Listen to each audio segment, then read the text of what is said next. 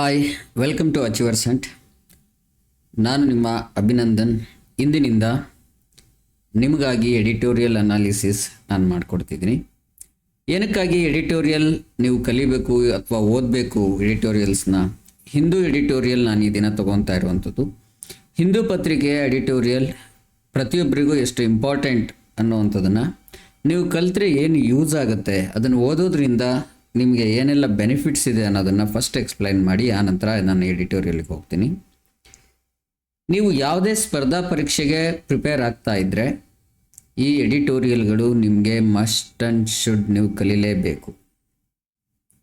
ಒಂದೊಮ್ಮೆ ನೀವು ನಿಮ್ಮ ಇಂಗ್ಲೀಷನ್ನು ಇಂಪ್ರೂವ್ ಮಾಡ್ಕೋಬೇಕು ಅಂತ ಇದ್ದರೆ ನಿಮಗೆ ಈ ಎಡಿಟೋರಿಯಲ್ಸ್ ಬೇಕೇ ಬೇಕು. ಒಂದೊಮ್ಮೆ ನಿಮಗೆ ಪ್ರಪಂಚದ ಜ್ಞಾನ, ಕರೆಂಟ್ ಅಫೇರ್ಸ್ ಅತ್ಯಗತ್ಯ ಅನ್ನೋದಾದರೆ, ನಿಮ್ಮನ್ನು ನೀವು ಕಾನ್ಫಿಡೆಂಟಾಗಿ ಪ್ರೆಸೆಂಟ್ ಮಾಡ್ಕೋಬೇಕು ಅನ್ನೋದಿದ್ರೆ, ನೀವು ಬೇರೆಯವರ ನಡುವೆ ವಿಭಿನ್ನವಾಗಿ ಕಾಣಿಸ್ಬೇಕು, ಜ್ಞಾನವಂತರಾಗಿ ಕಾಣಿಸ್ಬೇಕು ಅಂತ ಹೇಳಿದ್ರೆ, ಜಗತ್ತಿನ ಜ್ಞಾನಕ್ಕಾಗಿ ನಿಮ್ಮ ಎಲ್ಲ ಡೈಮೆನ್ಷನ್ಲಿ ಆಲೋಚನೆಗಳನ್ನು ಹರಿಬಿಡಲಿಕ್ಕಾಗಿ ಖಂಡಿತವಾಗಿ ನಿಮಗೆ ಎಡಿಟೋರಿಯಲ್ಸ್ ಅತ್ಯಂತ ಅಗತ್ಯ.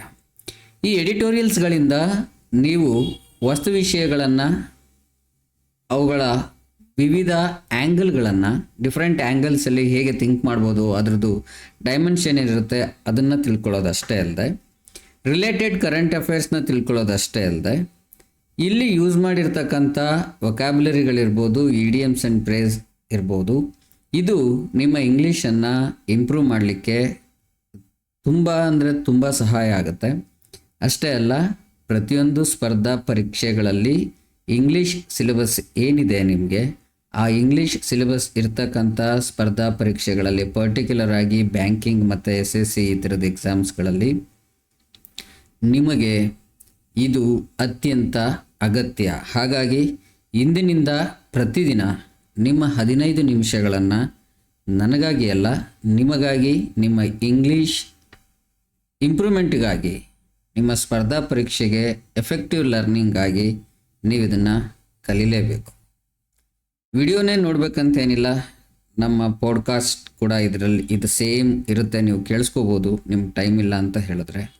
ಬಟ್ ಕೇಳಿಸ್ಕೊಳ್ಳಿ, ನೋಡಿ. ಆಗಿಲ್ಲ ಅಂತಂದರೆ ನಮ್ಮ ಇಬುಕ್ ಆ್ಯಪ್ ಮೂಲಕ ಇದನ್ನು ಓದ್ಬೋದು. 3 ವೇನಲ್ಲಿ ನೀವು ಹೇಗಾದರೂ ಸರಿ ಇದನ್ನು ನೀವು ಪ್ರತಿದಿನ ಕಲಿತ್ರೆ ಖಂಡಿತವಾಗ್ಲೂ ನಿಮಗೆ ಯೂಸ್ ಆಗುತ್ತೆ. ನಿಮ್ಮಲ್ಲಿ ಕರೆಂಟ್ ಅಫೇರ್ಸ್ನ ತಿಳುವಳಿಕೆ ಜಾಸ್ತಿ ಆಗುತ್ತೆ, ನಿಮ್ಮ ಇಂಗ್ಲೀಷ್ ಪ್ರೊಫಿಷಿಯನ್ಸಿ ಹೆಚ್ಚಾಗುತ್ತೆ, ನಿಮ್ಮ ಕಾನ್ಫಿಡೆನ್ಸ್ ಇನ್ಕ್ರೀಸ್ ಆಗುತ್ತೆ, ನಿಮ್ಮ ಕಾಂಪಿಟೇಟಿವ್ ಎಕ್ಸಾಮ್ ಪ್ರಿಪ್ರೇಷನ್ಗೆ ಸಪೋರ್ಟ್ ಆಗುತ್ತೆ. ಜೊತೆಗೆ ನಿಮ್ಮ ಪ್ರಾಕ್ಟೀಸಲ್ಲಿ ಅಥವಾ ನಿಮ್ಮ ಪ್ರಿಪರೇಷನಲ್ಲಿ, ಕಾಂಪಿಟೇಟಿವ್ ಎಕ್ಸಾಮ್ಸ್ ಪ್ರಿಪರೇಷನಲ್ಲಿ ಟೈಮ್ ಸೇವಿಂಗ್ ಆಗುತ್ತೆ. ಎಲ್ಲದಕ್ಕಿಂತ ಹೆಚ್ಚಾಗಿ ನಿಮ್ಮಲ್ಲಿ ಅನಲಿಟಿಕಲ್ ಎಬಿಲಿಟಿಯನ್ನು, ಆ ಒಂದು ಸ್ಕಿಲ್ಲನ್ನು ಇದು ಇಂಪ್ರೂವ್ ಮಾಡುತ್ತೆ. ಇನ್ನು ನಾನು ಯಾವ ಕಾಂಪಿಟೇಟಿವ್ ಎಕ್ಸಾಮ್ಸ್ಗೆ ಪ್ರಿಪೇರ್ ಆಗ್ತಿಲ್ಲ, ನನಗಿದು ಬೇಡವಾ ಅಂತ ಹೇಳಿದ್ರೆ ನೀವು ಆ ಥರ ಅನ್ನಲೇಬೇಕಾಗಿಲ್ಲ. ಕಾಂಪಿಟೇಟಿವ್ ಎಕ್ಸಾಮ್ಸಿಗೆ ಇಲ್ಲ ಅಂತ ಹೇಳಿದ್ರೂ ಕೂಡ ನಿಮ್ಮ ಪ್ರೊಫೆಷನಲ್ ಸ್ಕಿಲ್ಸ್ಗೋಸ್ಕರ ಹೋಮ್ ಮೇಕರ್ಸ್ಗೆ ಹೋಮ್ವರ್ಕ್ ಮಾಡಿಸ್ಲಿಕ್ಕಿರ್ಬೋದು, anyone who is looking for improving their English, ಖಂಡಿತವಾಗ್ಲೂ ಇದು ಅತ್ಯಂತ ಅಗತ್ಯ.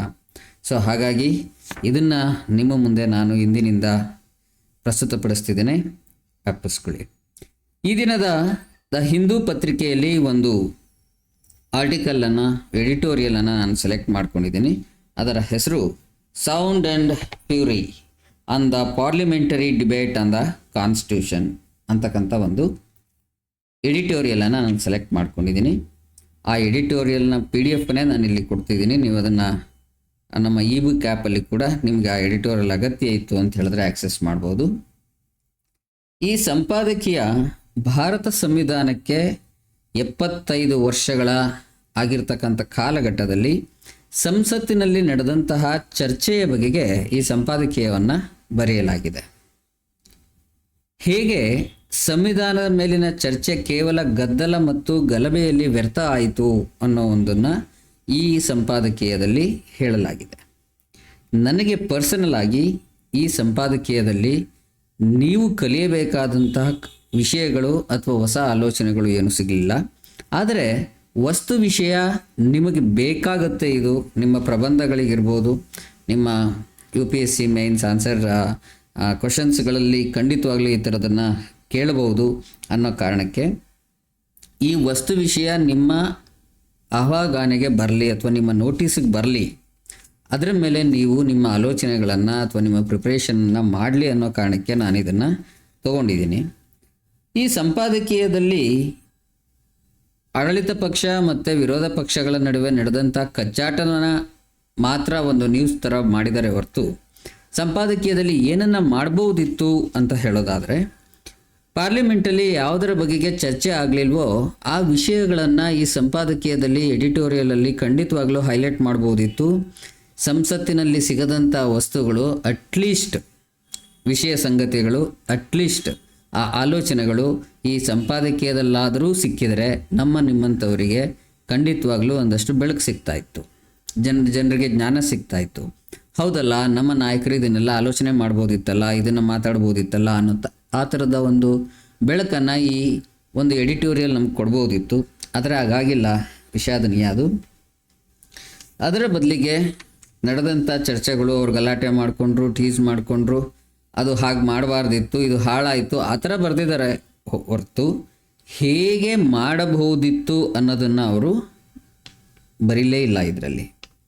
ಸೊ ಸಂಪಾದಕೀಯ 75 ವರ್ಷಗಳ ಸಂವಿಧಾನದ ಈ ಕಾಲಘಟ್ಟದಲ್ಲಿ ಹೇಗೆ ಬದಲಾಯಿತು, ಬದಲಾದ ಪರಿಸ್ಥಿತಿ ಏನು, ಬದಲಾವಣೆಯಿಂದಾದಂತಹ ಸೌಲಭ್ಯಗಳೇನು, ಕಳೆದುಕೊಂಡಂತಹ ಹಕ್ಕುಗಳೇನು, ಆ ಲೋಪಗಳಿಂದಾಗಿ ಕೆಲವರಿಗೆ ಆದಂತಹ ಅಸಮಾನತೆ ಏನು ಅಥವಾ ಸಿಕ್ಕ ಸಮಾನತೆ ಏನು, ಇವುಗಳ ಬಗೆಗೆ ಈ ಎಡಿಟೋರಿಯಲಲ್ಲಿ ಸ್ವಲ್ಪನಾದರೂ ಬೆಳಕು ಚೆಲ್ಲಿದ್ರೆ ಅಥವಾ ಈ ಚರ್ಚೆನಲ್ಲಿ ಅವರು ಏನು ಮಾಡಬಹುದಿತ್ತು, ಏನನ್ನು ಚರ್ಚೆ ಮಾಡಬಹುದಿತ್ತು, ಸಂವಿಧಾನಕ್ಕೆ ಪ್ರಸ್ತುತ ಪರಿಸ್ಥಿತಿಯಲ್ಲಿ ತರಬೇಕಾದಂತಹ ಮಾರ್ಪಾಡುಗಳೇನು, ಏನು ಅಗತ್ಯ ಇದೆ ಅನ್ನೋದನ್ನಾದರೂ ಅವರು ಖಂಡಿತವಾಗಿಯೂ ಈ ಲೇಖನದ ಮೂಲಕ ಹೇಳ್ಬೋದಿತ್ತು.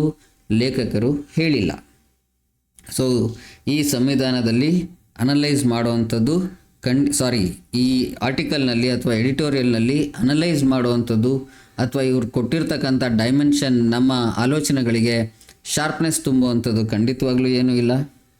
ಒಂದಂತೂ ನಾವು ತಿಳ್ಕೋಬೇಕು, ಸಂವಿಧಾನ ಶ್ರೇಷ್ಠ ನಿಜ, ಆದರೆ ಅದು ನಿಂತ ನೀರಲ್ಲ, ಅದೊಂದು ಜೀವಂತ ದಾಖಲೆ. ಹಾಗಾಗಿ ಅದು ಜೀವನಗಳ ಹಕ್ಕು ಅರ್ಹತೆಗಳನ್ನು ಸರ್ವ ಸಮಾನವಾಗಿ ಪ್ರದಾನಿಸಬೇಕು.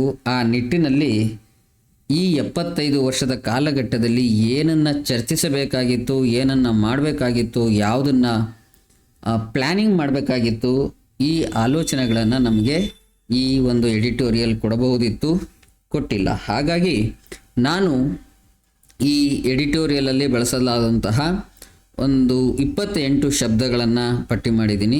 28 vocabularies and 10 idioms and phrases. At least ಈ ಎಡಿಟೋರಿಯಲಿಂದ ನಾವು ಸಬ್ಜೆಕ್ಟ್ ಮ್ಯಾಟರನ್ನು ಮತ್ತು ಒಂದಷ್ಟು ವೊಕ್ಯಾಬ್ಯುಲರಿಯನ್ನು ಮತ್ತು ಒಂದಷ್ಟು ನುಡಿಗಟ್ಟುಗಳನ್ನು ಆಯ್ಕೆ ಮಾಡಿಕೊಂಡು ಈ ಎಡಿಟೋರಿಯಲ್ನ ಯೂಸ್ ಮಾಡ್ಕೊಳ್ಳೋಣ. ಈ ಸಮಯದ ಅಭಾವದಿಂದ 28 ಶಬ್ದಗಳನ್ನು ನಾನು ನಿಮಗಿಲ್ಲಿ ಎಕ್ಸ್ಪ್ಲೈನ್ ಮಾಡಲಾರೆ. ಬಟ್ 28 ಶಬ್ದಗಳನ್ನು ಅದರ ಆ್ಯಂಟೋನಿಯಮ್ಸ್ ಇರ್ಬೋದು, ಅಂದರೆ ವಿರುದ್ಧ ಪದಗಳಿರ್ಬೋದು, ಸಮಾನಾರ್ಥಕ ಪದಗಳಿರ್ಬೋದು, ಮತ್ತು ಎಕ್ಸಾಂಪಲ್ ಸೆಂಟೆನ್ಸ್ ಇರ್ಬೋದು, ಇದನ್ನೆಲ್ಲ ನಾವು ಒಂದು ಇಬುಕ್ ಮಾಡಿ ನಮ್ಮ ಇಬುಕ್ ಆ್ಯಪಲ್ಲಿ ಹಾಕಿದ್ದೀವಿ. ನಾನು ಈ ವಿಡಿಯೋ ಕೆಳಗಡೆ ಡಿಸ್ಕ್ರಿಪ್ಷನಲ್ಲಿ ಆ ಇಬುಕ್ ಲಿಂಕನ್ನು ನಾನು ನಿಮಗೆ ಕೊಟ್ಟಿರ್ತೀನಿ.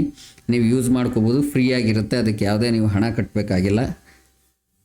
ಇಲ್ಲಿ ಒಂದಷ್ಟು ಎಷ್ಟು ಸಮಯದ ನಿಗದಿಯಲ್ಲಿ ಎಷ್ಟು ಮಾಡಲಿಕ್ಕೆ ಸಾಧ್ಯನೋ ಅಷ್ಟನ್ನು ನಾನು ಎಕ್ಸ್ಪ್ಲೈನ್ ಮಾಡಿಕೊಡ್ತೀನಿ. ಮೊದಲಿಗೆ ನಾನಿಲ್ಲಿ ಮಾರ್ಕ್ ಮಾಡಿದ್ದೀನಿ ಯಾವುದೆಲ್ಲ ವರ್ಡ್ಸನ್ನು ನಾವಿವಾಗ ಎಕ್ಸ್ಪ್ಲೈನ್ ಮಾಡಬಹುದು ಅನ್ನುವಂಥದ್ದನ್ನು. ಆ ವರ್ಡ್ಗಳನ್ನ ಮಾತ್ರ ನಾನು ನಿಮಗೆ ಹೇಗೆ ಬಳಸಲಾಗಿದೆ, ಅದರ ಅರ್ಥ ಏನು ಅನ್ನೋದನ್ನು ತಿಳಿಸ್ತೀನಿ. ಮೊದಲನೇ ಶಬ್ದ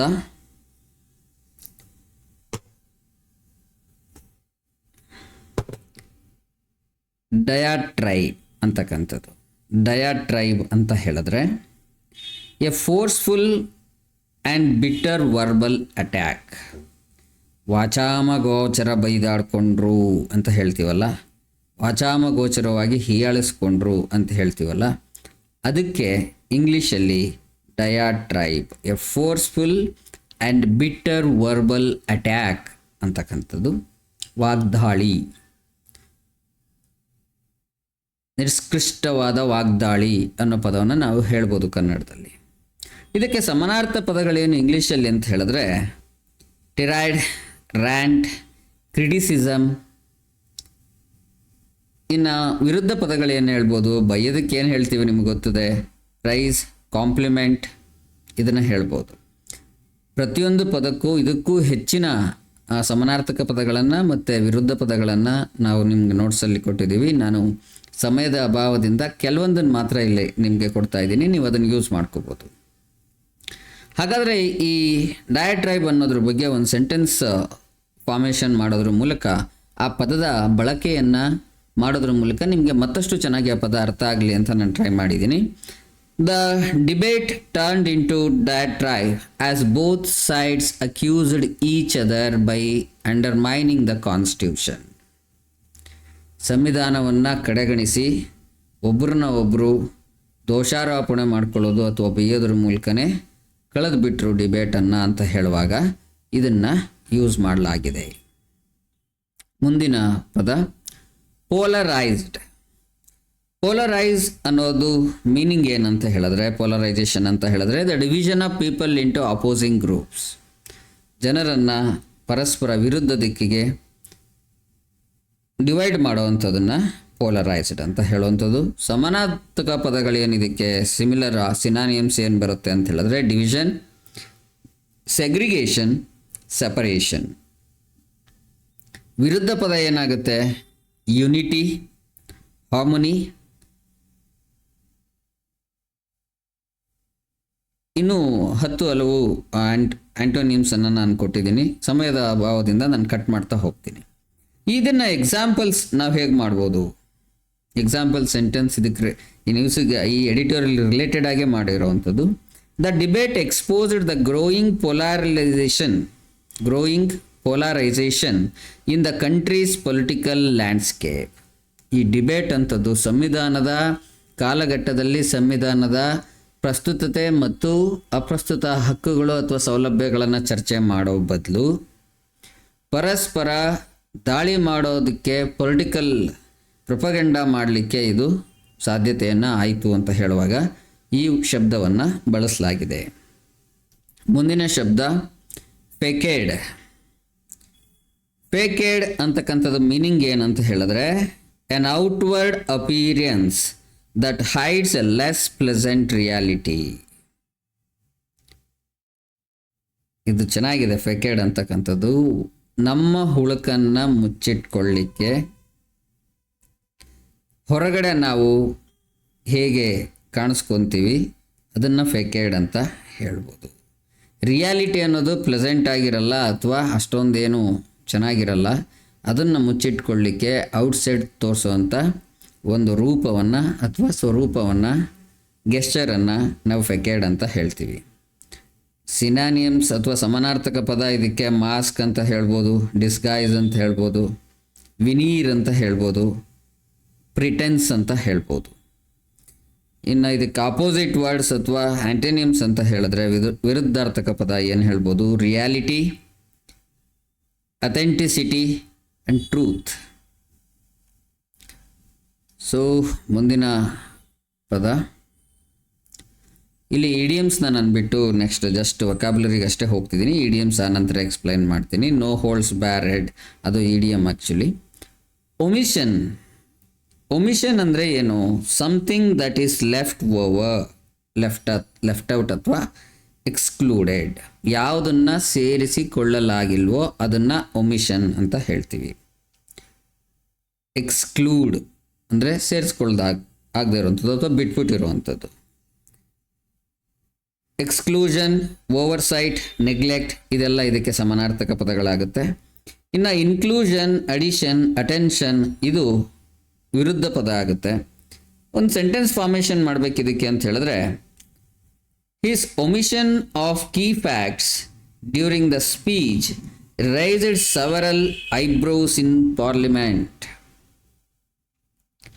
ಅವನದನ್ನು ಬಿಟ್ಟು ಮಾತಾಡಿದ್ದು, ಆ ಫ್ಯಾಕ್ಟ್ರಿಗಳನ್ನು ಬಿಟ್ಟು ಅಥವಾ ನೆಗ್ಲೆಕ್ಟ್ ಮಾಡಿ ಮಾತಾಡಿದ್ದು ಸಂಸತ್ತಿನಲ್ಲಿ ಹಲವರ ಉಬ್ಬೇರುವಂತೆ ಮಾಡಿತ್ತು ಅಂತ ಪದವನ್ನು ನಾವು ಸೆಂಟೆನ್ಸನ್ನು ಯೂಸ್ ಮಾಡ್ಬೋದು. ಮುಂದಿನ ಒಂದು ಪದ ಕಮಿಷನ್. ಕಮಿಷನ್ ನೀವು ಎಷ್ಟೊಂದು ಸರಿ ಕೇಳಿರ್ತೀರ. ಇಲ್ಲಿ the act of doing something wrong or improper ಅನ್ನೋ ಒಂದು ಮೀನಿಂಗ್ ಬರುತ್ತೆ. ಅಂದರೆ ಯಾವುದು ಸರಿ ಇಲ್ವೋ ಅಥವಾ ಯಾವುದು ತಪ್ಪೋ ಅದನ್ನು ಮಾಡೋದನ್ನು ಕಮಿಷನ್, ಈ ಕಮಿಟ್ ಎ ಮಿಸ್ಟೇಕ್ ಅಂತ ಹೇಳ್ತಾರಲ್ಲ ಅದರ ಎಕ್ಸ್ಟೆನ್ಷನ್ ಕಮಿಷನ್. ಈ ಕಮಿಷನಲ್ಲಿ ಸಿನಾನಿಯಮ್ಸ್ ಏನು ಬರುತ್ತೆ ಅಂದರೆ ಸಮಾನಾರ್ಥಕ ಪದಗಳು execution, preparation, act or action. ಹಾಗಾದರೆ ಅದಕ್ಕೆ ಅಪೋಸಿಟ್ ವರ್ಡ್ಸ್ ಏನು ಹೇಳ್ಬೋದು ಅಂತ ಹೇಳಿದ್ರೆ abstention, avoidance or inaction. Example sentence ಏನು ಕೊಡ್ಬೋದು? Both sides accused each other of commission of errors in dealing with the constitutional issues.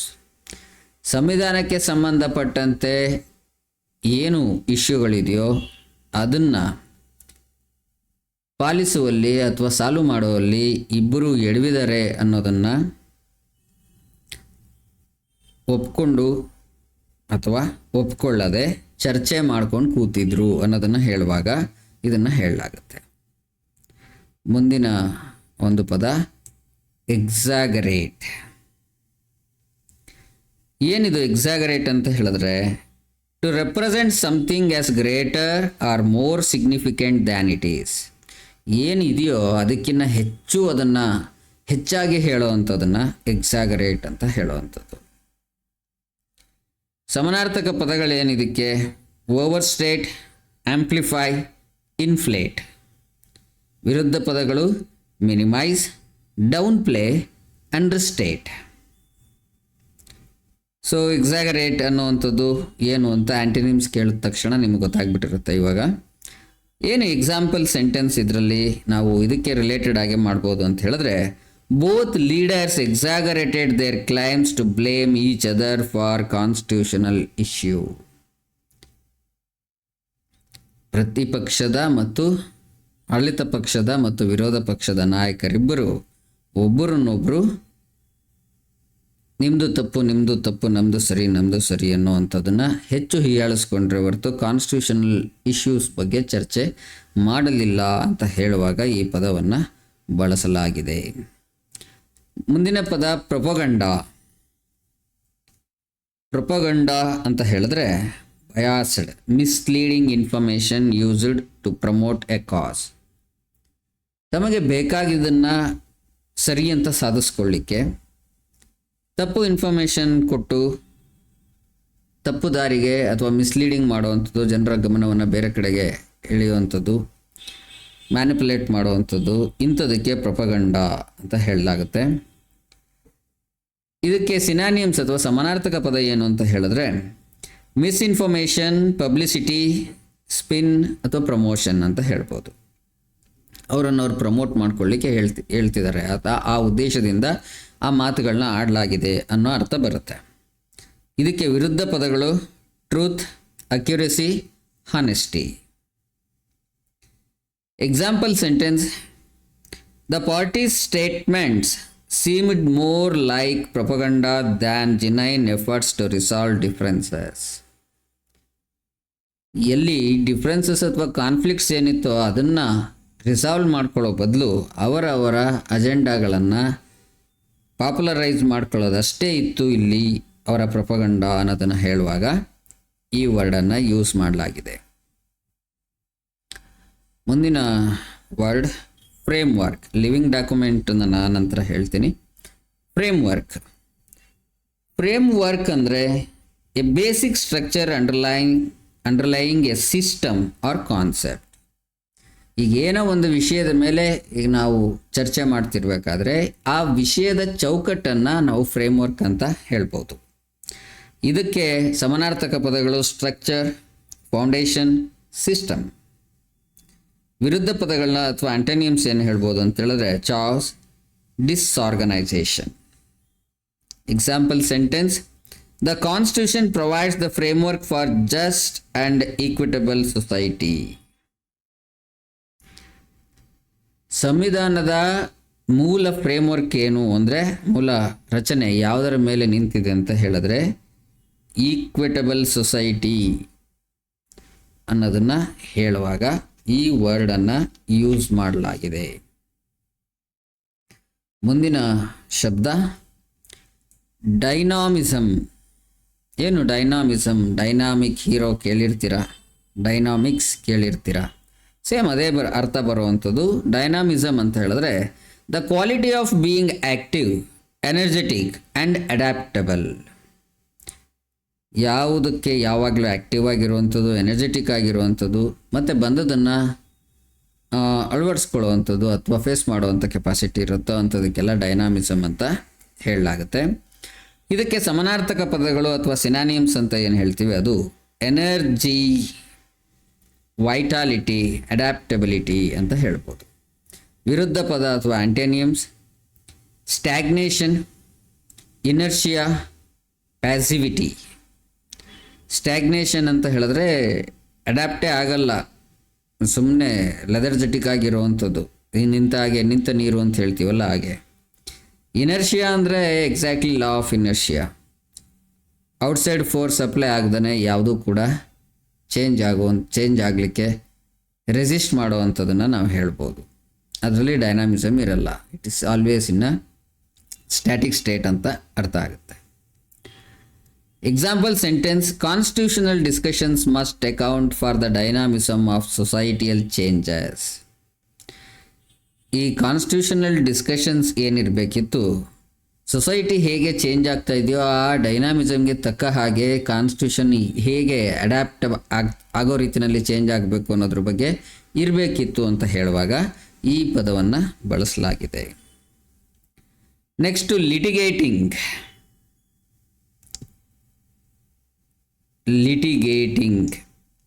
ಏನು ಹಾಗಂದರೆ ಲಿಟಿಗೇಷನ್ ಕೇಳಿರ್ತೀರ, ಸೇಮ್ ಅದೇ ಮೀನಿಂಗ್ ಬರುವಂಥದ್ದು. Engaging in legal disputes or prolonged arguments ಅಂತ. ಇಲ್ಲಿ debate ಆಗಿರೋದ್ರಿಂದ ಪ್ರೊಲಾಂಗ್ಡ್ ಆರ್ಗ್ಯುಮೆಂಟ್ಸ್, ಇದ್ರ ಬಗ್ಗೆನೇ ಅವರು ಒಬ್ಬರನ್ನೊಬ್ಬರು ಬೈಕೊಳ್ಳೋದ್ರ ಬಗ್ಗೆನೇ ಚರ್ಚೆ ಮಾಡ್ತಾಯಿದ್ರು ಅಂತ ಹೇಳುವಾಗ ಇದನ್ನು ಬಳಸಲಾಗಿದೆ. ಇದರ ಸಮಾನಾರ್ಥಕ ಪದ ಅಥವಾ ಸಿನಾನಿಮ್ಸ್ ಅಂತ ಹೇಳಿದ್ರೆ ಕಂಟೆಸ್ಟಿಂಗ್, ಡಿಸ್ಪ್ಯೂಟಿಂಗ್, ಆರ್ಗ್ಯೂಯಿಂಗ್ ಅಂತ ಹೇಳ್ಬೋದು. ಆಂಟೋನಿಯಮ್ಸ್ ಅಂತ ಹೇಳಿದ್ರೆ ರಿಸಾಲ್ವಿಂಗ್, ಅಗ್ರೀಯಿಂಗ್, ಸೆಟ್ಲಿಂಗ್ ಅಂತ ಹೇಳ್ಬೋದು. Example sentence: the leaders focused on litigating the past instead of addressing present challenges. ಪ್ರಸ್ತುತ ಎದುರಿಸ್ತಾ ಇರ್ತಕ್ಕಂಥ ಸಮಸ್ಯೆಗಳಿಗೆ ಸಂವಿಧಾನಿಕವಾಗಿ ಏನು ಆನ್ಸರ್ನ ಕೊಡಬಹುದು ಅನ್ನೋದನ್ನು ಚರ್ಚೆ ಮಾಡೋ ಬದಲು ಹಿಂದೆ ಆಗಿ ಹೋಗಿರ್ತಕ್ಕಂಥ ಇಶ್ಯೂಗಳನ್ನು ಚರ್ಚೆ ಮಾಡಿಕೊಂಡು ಒಬ್ಬರನ್ನೊಬ್ಬರು ದೋಷಾರೋಪಣೆ ಮಾಡ್ಕೊಳ್ಳೋದ್ರಲ್ಲೇ ಕಳೆದು ಹೋದರು ಅಂತ ಹೇಳುವಾಗ ಈ ಶಬ್ದವನ್ನು ಬಳಸಲಾಗಿದೆ. Next dark moments. Dark moment next dark moments ಅಂತ ಹೇಳಿದ್ರೆ troubling or unfortunate periods in history. ಈ ಥರ ನಡೀಬಾರ್ದಿತ್ತಪ್ಪ, ಇದೊಂದು ಇತಿಹಾಸದಲ್ಲಿ ಒಂದು ಕರಾಳ ಘಟ್ಟ ಅಥವಾ ಈ ಥರದೊಂದು ನಡೆದಿದ್ರಿಂದನೇ ನಾವು ಇಷ್ಟೆಲ್ಲ ಅನುಭವಿಸ್ಬೇಕಾಗಿತ್ತು ಅನ್ನೋ ಒಂದು ಫೀಲಿಂಗ್ ಬರುತ್ತಲ್ಲ, ಆ ಒಂದು ಇನ್ಸಿಡೆಂಟ್ಗಳನ್ನು ಅಥವಾ ಆ ಮೂಮೆಂಟನ್ನು ಡಾರ್ಕ್ ಮೂಮೆಂಟ್ಸ್ ಅಂತ ಹೇಳಲಾಗುತ್ತೆ.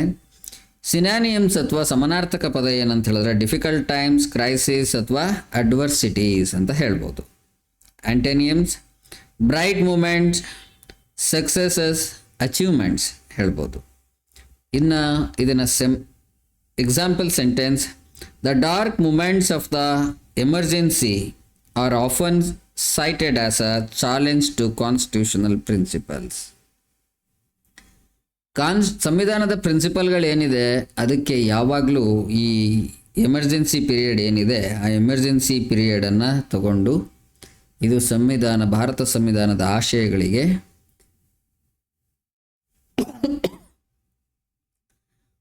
ಪೂರಕವಾಗಿರಲಿಲ್ಲ, ಅದು ಆಶಯಗಳನ್ನು ನಿರ್ಬಂಧಿಸಿತ್ತು ಅನ್ನೋದನ್ನು ಯಾವಾಗಲೂ ಟೀಸ್ ಮಾಡಲಾಗುತ್ತೆ ಅಂತ ಹೇಳುವಾಗ ಈ ಶಬ್ದವನ್ನು ಬಳಸಲಾಗಿದೆ. ನೆಕ್ಸ್ಟ್ ಪದ ಸೆಕ್ಯುಲರ್. ಇದನ್ನಂತೂ ಬಿಡಿ, ನೀವು ಪ್ರತಿ ಕಡೆ ಕೇಳಿರ್ತೀರ. ಯಾವುದೇ ಪೊಲಿಟಿಕಲ್ ಸ್ಪೀಚಲ್ಲಿ ಸೆಕ್ಯುಲರ್ ಸೆಕ್ಯುಲರ್ ಸೆಕ್ಯುಲರ್ ಕೇಳಿರ್ತೀರ. ಏನು ಸೆಕ್ಯುಲರ್ ಅಂತ ಹೇಳಿದ್ರೆ, neutral in matters of religion, not favouring any specific faith. ಯಾವುದೇ ಧಾರ್ಮಿಕ ನಂಬಿಕೆಗಳಿಗೆ ಪೂರಕವಾಗಿರದೆ, ಯಾವುದೇ ಧಾರ್ಮಿಕ ನಂಬಿಕೆಗಳನ್ನು ಧಿಕ್ಕರಿಸದೆ ಅಥವಾ ಪ್ರೋತ್ಸಾಹಿಸದೆ ನ್ಯೂಟ್ರಲ್ ಆಗಿರುವಂಥ ಒಂದು ಸ್ಥಿತಿಯನ್ನು ಸೆಕ್ಯುಲರ್ ಅಥವಾ ಸೆಕ್ಯುಲರಿಸಮ್ ಅಂತ ಹೇಳ್ತೀವಿ. ಸಿನಾನಿಯಮ್ಸ್ ಅಥವಾ ಸಮಾನಾರ್ಥಕ ಪದ ಏನು? Non religious, unbiased, neutral. ಇದಕ್ಕೆ ವಿರುದ್ಧ ಪದಗಳೇನು?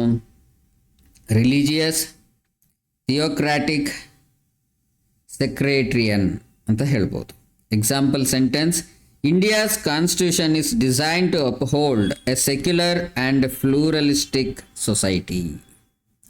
ಹಾಗಿದ್ರೆ ಫ್ಲೂರಲಿಸ್ಟಿಕ್ ಅಂದರೆ ಏನು? ಅದು ಕೂಡ ನೀವು ಆಲ್ರೆಡಿ ತುಂಬ ಸರಿ ಕೇಳಿರ್ತೀರ.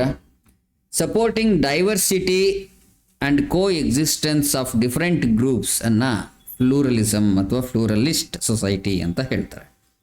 ಅಂದರೆ ವಿವಿಧತೆಯಲ್ಲಿ ಏಕತೆ ಅಂತ ನಾವು ಎಷ್ಟೊಂದು ಸರಿ ಕೇಳಿದ್ದೀವಲ್ಲ, ವಿವಿಧ ಸಂಸ್ಕೃತಿ, ವಿವಿಧ ಧರ್ಮ ಎಲ್ಲರೂ ಸೇರಿ ಒಟ್ಟಾಗಿ ಬಾಳೋ ಅಂಥದ್ದನ್ನು ಅಥವಾ ಒಟ್ಟಾಗಿ ಬಾಳುವ ಸಮಾಜವನ್ನು ಫ್ಲೂರಲಿಸ್ಟಿಕ್ ಸೊಸೈಟಿ ಅಂತ ಹೇಳ್ಬೋದು. ಸಿನಾನಿಯಮ್ಸ್ ಏನು ಫ್ಲೂರಲಿಸ್ಟ್ಗೆ? ಇನ್ಕ್ಲೂಸಿವ್, ಡೈವರ್ಸ್, ಮಲ್ಟಿಕಲ್ಚರಲ್ ಅಂತ ಹೇಳ್ಬೋದು. ಅದಕ್ಕೆ ಆಪೋಸಿಟ್ ವರ್ಡ್ಸ್ ಅಥವಾ ಆಂಟೋನಿಮ್ಸ್ ಏನು? ಎಕ್ಸ್ಕ್ಲೂಸಿವ್, ಮೊನೋಲಿಥಿಕ್, ಸಿಂಗ್ಯುಲರ್ ಅಂತ ಹೇಳ್ಬೋದು. Example sentence: a pluralist society values the voice and rights of all communities.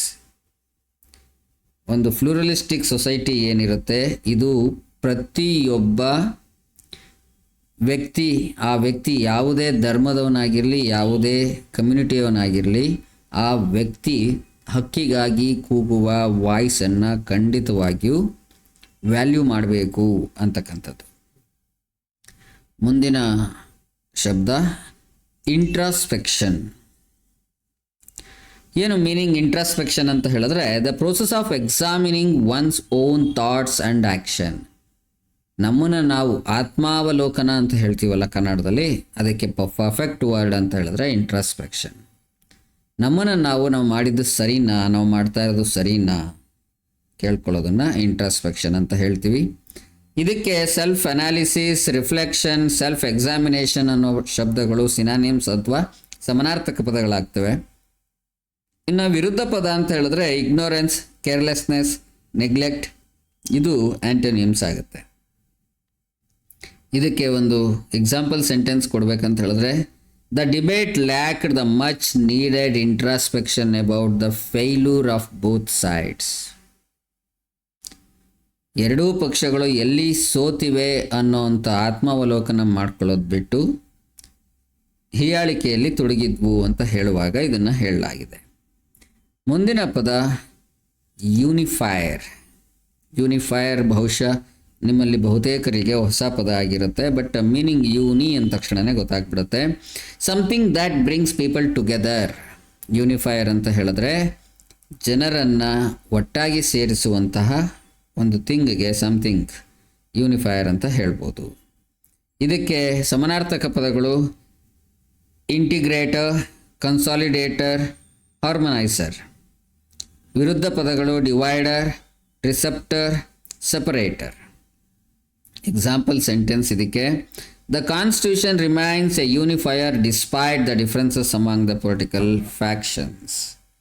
ರಾಜಕೀಯ ಪಕ್ಷಗಳು ಏನೇ ಕಿರ್ಚಾಡಿಕೊಂಡು ಒಬ್ಬರನ್ನೊಬ್ಬರು ಹೀಯಾಳಿಸ್ಕೊತಾ ಇದ್ದರೂ ಕೂಡ ಸಂವಿಧಾನವು ಒಂದು ಯೂನಿಫೈಯರ್ ಆಗಿ ಉಳ್ಕೊಂಡಿದೆ ಅಂತ ಹೇಳುವಾಗ ಇದನ್ನು ಹೇಳಲಾಗ್ತಾ ಇದೆ. ಇಲ್ಲಿಗೆ ನಾನು ಈ ವಿಡಿಯೋದಲ್ಲಿ ನಿಮಗೆ ತಿಳಿಸ್ಬೇಕು ಅಂತ ಅಂದುಕೊಂಡಂತಹ ಶಬ್ದಗಳನ್ನು ನಾನು ಕಂಪ್ಲೀಟ್ ಕವರ್ ಮಾಡಿದ್ದೀನಿ. ಇವಾಗ ಆಂಟೋನಿಯಮ್ಸ್ ಕಲ್ತಾಗಿದೆ. ನೀವು ಇಡಿಯಮ್ಸ್ ಆ್ಯಂಡ್ ಫ್ರೇಸಸಲ್ಲಿ ಕೆಲವೊಂದು ಶಬ್ದಗಳನ್ನು ಮಾರ್ಕ್ ಮಾಡಿದ್ದೀನಿ, ಅದನ್ನು ಮಾತ್ರ ನಾನು ನಿಮಗೆ ಎಕ್ಸ್ಪ್ಲೈನ್ ಮಾಡ್ತೀನಿ. ಪುನಃ ಈ ಎಡಿಟೋರಿಯಲ್ನ ಮೊದಲನೇ ಭಾಗಕ್ಕೆ ಹೋಗೋಣ. ಎಡಿಟೋರಿಯಲ್ ಹೆಡಿಂಗಲ್ಲಿ ಇರ್ತಕ್ಕಂಥ ಸೌಂಡ್ ಆ್ಯಂಡ್ ಫ್ಯೂರೆ ಅದರ ಮೀನಿಂಗ್ ಏನು, ಆ ನುಡಿಗಟ್ಟು ಏನನ್ನ ಹೇಳ್ತಾ ಇದೆ. Loud and passionate speech or activity that lacks substance or results. ಹಾಗಂದ್ರೆ ನಾವು ಜೋರಾಗಿ ತುಂಬ ಉದ್ವೇಗದಿಂದ ಪರ್ಸನಲ್ ಆಗಿ ತಗೊಂಡು ಏನನ್ನ ಕಿರ್ಚಾಡಿ ಹೇಳ್ತಿದ್ದೀವೋ ಅದು ಏನೂ ಕಂಟೆಂಟನ್ನು ಕೊಡ್ತಾ ಇಲ್ಲ, ಅಥವಾ ಕಂಟೆಂಟ್ ಅಂದರೆ ಬಿಗ್ ಬಾಸ್ ಕಂಟೆಂಟ್ ಅಂದ್ಕೊಂಬೇಡಿ. ಕಂಟೆಂಟ್ ಅಂದರೆ ತಿರುಳಿಲ್ಲ, ಅದರಲ್ಲಿ ಏನು ಹೂರ್ಣ ಇಲ್ಲ ಅದರಲ್ಲಿ, ಬಟ್ ಅದರಿಂದ ಪ್ರಯೋಜನವೂ ಇಲ್ಲ ಅಂತ ಗೊತ್ತಿದ್ರೂ ನಾವು ಹೀಯಾಳಿಸಿ ಒಬ್ಬರನ್ನೊಬ್ಬರು ತೆಗಳಿ ಮಾತಾಡ್ತಿರ್ತೀವಲ್ಲ, ಅಂತಹ ಒಂದು ಮಾತಿಗೆ ಅಥವಾ ಒಂದು ಕೃತಿಗೆ ಸೌಂಡ್ ಆ್ಯಂಡ್ ಫ್ಯೂರೆ ಅಂತ ಹೇಳ್ಬೋದು. ಈ ಡಿಬೇಟಲ್ಲೂ ಕೂಡ ಆ ಥರದ್ದೇ ಆಗಿರುವಂಥದ್ರಿಂದ ಸಂಪಾದಕೀಯ ಬರೆದಂಥ ಲೇಖಕರು ಈ ಶಬ್ದಗಳನ್ನು ಅಥವಾ ಈ ನುಡಿಗಟ್ಟನ್ನು ಯೂಸ್ ಮಾಡಿದ್ದಾರೆ. So example sentence, the parliamentary discussion turned into mere sound and fury achieving nothing constructive. ಯಾವುದನ್ನು ರಚನಾತ್ಮಕವಾಗಿ ಇಲ್ಲಿ ಚರ್ಚೆ ಮಾಡಲಾಗಿಲ್ಲ, ಕೇವಲ ಒಬ್ಬರ ಮೇಲೆ ಒಬ್ಬರು ಹೀಯಾಳಿಕೆಯಲ್ಲೇ ಕಳೆದು ಬಿಟ್ಟರು ಅಂತ ಹೇಳುವಾಗ ಸೌಂಡ್ ಆ್ಯಂಡ್ ಫ್ಯೂರೆ ಯೂಸ್ ಮಾಡಲಾಗಿದೆ. Next effected for partition politics. Effected ಅಂತ ಯೂಸ್ ಮಾಡ್ತಾರೆ. ಆಲ್ರೆಡಿ ನಾನು ಎಫೆಕೆಡ್ನ ಎಕ್ಸ್ಪ್ಲೈನ್ ಮಾಡಿದ್ದೀನಿ.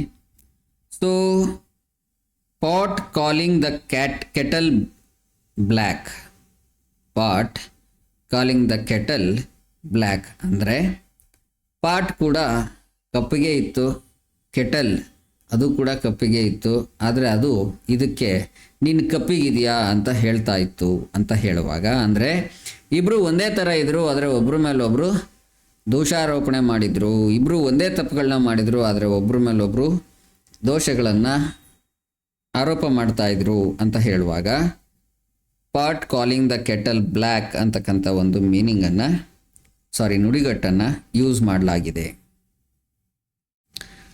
ಎಕ್ಸಾಂಪಲ್ ಸೆಂಟೆನ್ಸ್ ಏನಂದರೆ, the ruling party blaming the opposition for constitutional violations like the pot calling the kettle black ಅಂತ ಹೇಳುವಾಗ ಲೇಖಕರು ಈ ಶಬ್ದಗಳನ್ನು ಯೂಸ್ ಮಾಡಿದ್ದಾರೆ. ಐ ಡೋಂಟ್ ಥಿಂಕ್ ಈ ಶಬ್ದ ಖಂಡಿತವಾಗಿಯೂ ಇದು ಆಗುತ್ತೆ ಅಂತ. ಏನಕ್ಕೆ ಅಂತ ಹೇಳಿದ್ರೆ, ಇಬ್ಬರ ಆಳ್ವಿಕೆಯಲ್ಲಿ, ಸಂವಿಧಾನದ ಬೆಳವಣಿಗೆಯಲ್ಲಿ ಎರಡು ಪಕ್ಷಗಳ ಆಳ್ವಿಕೆ ಈಕ್ವಲ್ ಆಗಿಲ್ಲ ಅನ್ನೋದು ಎಲ್ರಿಗೂ ಗೊತ್ತು. ಸೊ ಬೇರೆ ಥರದ ಒಂದು ದೃಷ್ಟಿಕೋನ ಈ ಲೇಖನದಲ್ಲಿ ಇರಬೇಕಾಗಿತ್ತು, ಡ್ಯಾಮ್ ಶ್ಯೂರ್. ಮುಂದಿನ ಒಂದು ಇಡಿಯಮ್, ನೋ ಹೋಲ್ಡ್ಸ್ ಬ್ಯಾರೆಡ್. ಇದರ ಅರ್ಥ ಏನಂತ ಹೇಳಿದ್ರೆ, without any restrictions, unrestricted attack ಅಥವಾ ಆರ್ಗ್ಯುಮೆಂಟ್ ಅನ್ನೋ ಮೀನಿಂಗ್ ಕೊಡುವಾಗ, ಅಥವಾ ಆ ಥರದ ಮೀನಿಂಗಲ್ಲಿ ನಾವು ಬರೆಯುವಾಗ ನೋ ಹೋಲ್ಡ್ಸ್ ಬ್ಯಾರೆಡ್ ಅಂತ ಯೂಸ್ ಮಾಡಲಾಗುತ್ತೆ. It refers to the prime minister's open and relentless criticism of the opposition. ಪ್ರಧಾನಮಂತ್ರಿ ನರೇಂದ್ರ ಮೋದಿಯವರು ಆಪೋಸಿಷನ್ ಅವ್ರನ್ನ ಏನು ವಿತೌಟ್ ರಿಸ್ಟ್ರಿಕ್ಷನ್ಸ್ ಅಪೋಸ್ ಮಾಡ್ತಾಯಿದ್ರು, ಟೀಸ್ ಮಾಡ್ತಾಯಿದ್ರು, ಕಂಡೆಮ್ ಮಾಡ್ತಾಯಿದ್ರು ಅಂತ ಹೇಳುವಾಗ ಇದನ್ನು ಬಳಸಲಾಗಿದೆ. Next blame to go around. Blame to go around ಅಂತಕ್ಕಂಥ ಒಂದು ಇಡಿಯಮ್ಮನ್ನು ಇದರಿಂದ ನಾನು ಲಿಸ್ಟ್ ಔಟ್ ಮಾಡಿದ್ದೀನಿ. ಇದರರ್ಥ responsibility or fault that is shared among the multiple people. Fault ಅಂತಕ್ಕಂಥದ್ದು ಅಥವಾ ರೆಸ್ಪಾನ್ಸಿಬಿಲಿಟಿ ಅಂತಕ್ಕಂಥದ್ದನ್ನು ಹಲವಾರು ಜನ ಜೊತೆಯಲ್ಲಿ ಶೇರ್ ಮಾಡಿಕೊಂಡಾಗ ಈ ಶಬ್ದವನ್ನು ಬಳಸಿ ನಾವು ವಾಕ್ಯ ರಚನೆಯನ್ನು ಮಾಡ್ಬೋದು. ಈ ನುಡಿಗಟ್ಟನ್ನು ಬ್ಲೇಮ್ ಟು ಗೋ ಅರೌಂಡ್. ಮತ್ತು ಲಿವಿಂಗ್ ಡಾಕ್ಯುಮೆಂಟ್ ಅಂದರೆ ನಾನು ಬಿಗಿನಿಂಗಲ್ಲೇ ಹೇಳಿದೆ, ಒಂದು ಜೀವಂತ ದಾಖಲೆ ಅಂತ ಹೇಳ್ತೀವಿ ಕಾನ್ಸ್ಟಿಟ್ಯೂಷನನ್ನು, ಸಂವಿಧಾನವನ್ನು. ಅದನ್ನು ಸಂವಿಧಾನವು ಒಂದು ಜೀವಂತ ದಾಖಲೆ ಅಂತ ಹೇಳುವಾಗ ಲಿವಿಂಗ್ ಡಾಕ್ಯುಮೆಂಟ್ ಅನ್ನೋ ಒಂದು ನುಡಿಗಟ್ಟನ್ನು ಇಲ್ಲಿ ಬಳಸಲಾಗಿದೆ. Something that evolves and adapts over time to changing needs and circumstances. Living document ಅಂತ ಹೇಳಿದ್ರೆ ಯಾವ ಡಾಕ್ಯುಮೆಂಟ್ ಸಮಯದೊಂದಿಗೆ ಬದಲಾದ ಸೊಸೈಟಿಯೊಂದಿಗೆ ಮತ್ತು ಅಗತ್ಯಗಳನ್ನು ಪೂರೈಸಲಿಕ್ಕೆ ತನ್ನನ್ನು ತಾನು ಚೇಂಜ್ ಮಾಡಿಕೊಂಡು ರೂಪಿಸ್ಕೊಂಡು ಹೋಗ್ತಾ ಇರುತ್ತೋ ಅದನ್ನು ನಾವು ಲಿವಿಂಗ್ ಡಾಕ್ಯುಮೆಂಟ್ ಅಂತ ಹೇಳ್ಬೋದು. So Constitution is described as the living document because it provides a flexible framework to address modern challenges. ಆಧುನಿಕ ಬದುಕಿನಲ್ಲಿ ಜಗತ್ತಿನಲ್ಲಿ ಏನೆಲ್ಲ ಬರ್ತಾ ಇದೆಯೋ ಚಾಲೆಂಜಸ್ಗಳು, ಅದಕ್ಕೆ ತಕ್ಕ ಹಾಗೆ ಸಂವಿಧಾನವು ಚೇಂಜ್ ಆಗಬೇಕಾದಂತಹ, ತನಗೆ ತಾನು ರೂಪಿಸಿಕೊಳ್ಳಬೇಕಾದಂತಹ, ಅದೇ ಫ್ರೇಮ್ವರ್ಕಲ್ಲಿ ನಡಿಬೇಕಾದಂತಹ ಒಂದು ಅನಿವಾರ್ಯತೆಯನ್ನು ಹೇಳುವಾಗ, ಅಗತ್ಯತೆಯನ್ನು ಹೇಳುವಾಗ ಈ ಒಂದು ಇದನ್ನು ಯೂಸ್ ಮಾಡಲಾಗಿದೆ. ಗೈಸ್, ಇಷ್ಟಕ್ಕೆ ನಾನು ನಿಲ್ಲಿಸ್ತಾ ಇದ್ದೀನಿ. ಇದಕ್ಕಿಂತ ಹೆಚ್ಚು ಎಕ್ಸ್ಪ್ಲನೇಷನ್ಸ್, ನಿಮಗೆ ಹೆಚ್ಚು ಎಕ್ಸಾಂಪಲ್ಸ್ ಪ್ರತಿಯೊಂದು ಕೂಡ ಈ ಬುಕ್ಕಲ್ಲಿ ಸಿಗುತ್ತೆ. ಅಚೀವರ್ಸ್ ಹಂಟ್ ಈ ಬುಕ್ ನೀವು ಪ್ಲೇಸ್ಟೋರಲ್ಲಿ ಡೌನ್ಲೋಡ್ ಮಾಡ್ಕೋಬೋದು.